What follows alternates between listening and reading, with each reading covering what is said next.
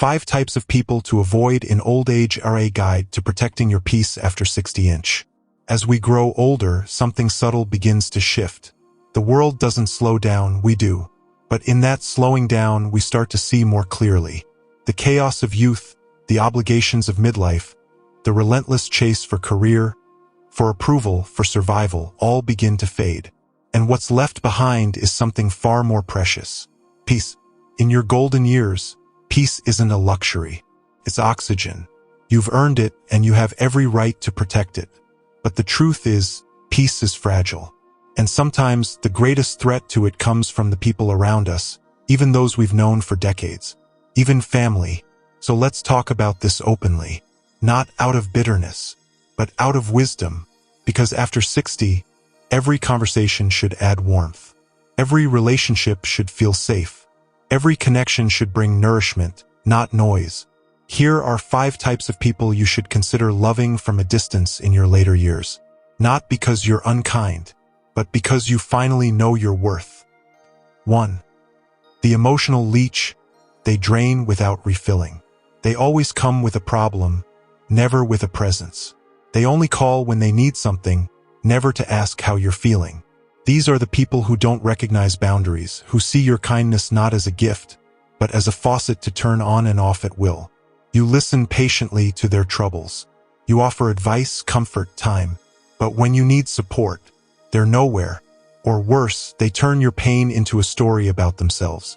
And slowly, you begin to feel used. Not needed. Used. In your 60s, 70s, and beyond, you are not here to carry everyone else's burdens. You've already done that. You've raised children. You've supported friends. You've been the dependable one. Now, it's time to be surrounded by people who give back, who refill your cup, who bring light, not just shadows. Set boundaries. Be kind but firm. And remember, being available to everyone means being empty for yourself. 2. The historian of your mistakes. They never let you evolve. Some people remember everything you've done wrong and nothing you've done right. They live in the past, but only the painful parts. And for some reason, they've made it their job to remind you of every error, every misstep, every failed relationship or flawed decision you made 20 years ago. These are the people who use your past to keep you small. Maybe it's a sibling who never lets you forget your youthful rebellion. Maybe it's an old friend who brings up your divorce every time you're finally at peace. Or a child who still sees you as the strict parent, never the growing human being you are today. Here's the truth.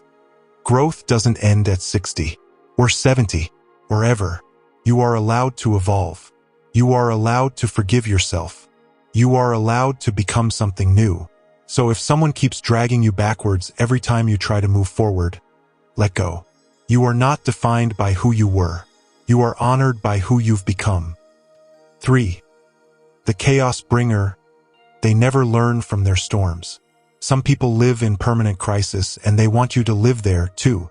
They always have a new emergency, a new drama, a new person to blame. And without realizing it, you become part of their whirlwind.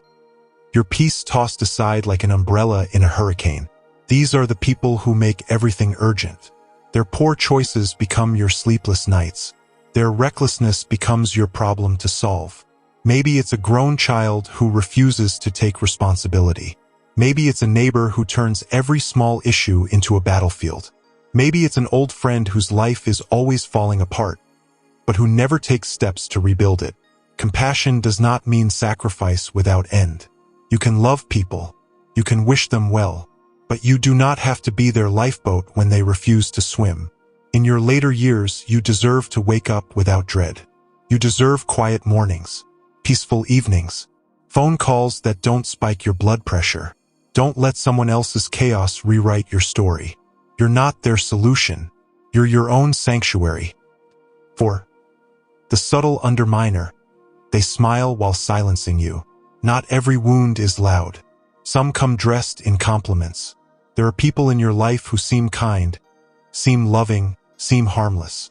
But listen carefully, and you'll notice a pattern. They always manage to make you feel a little less.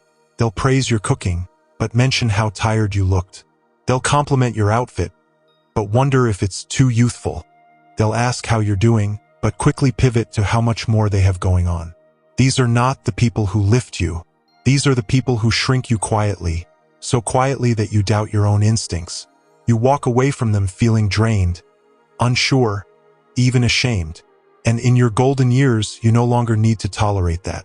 Real love doesn't require shrinking. Real friendship celebrates you without dimming your light. So if someone constantly makes you feel small under the guise of concern or honesty, take a step back. You've been through too much, grown too far to be reduced now. Your light deserves to be seen, not shaded. 5. The entitled taker. They expect everything, appreciate nothing. And finally, perhaps the hardest one to face, the entitled person. This could be a child, a grandchild, a niece, a neighbor, someone who believes your time, your resources, your love are theirs by right. They don't say thank you. They expect help. They call it love when it's really demand.